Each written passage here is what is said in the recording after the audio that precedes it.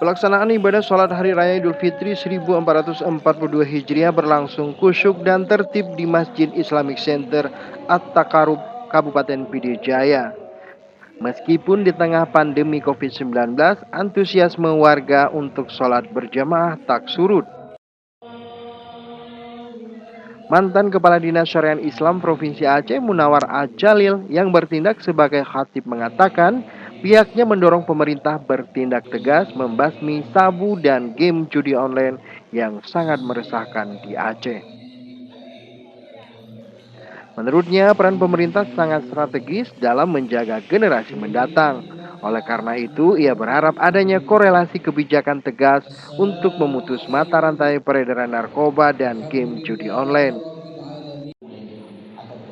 Selain pemerintah, peran tokoh masyarakat dan orang tua sangat strategis dan efektif untuk mencegah hal-hal yang dapat merusak moral generasi muda Aceh.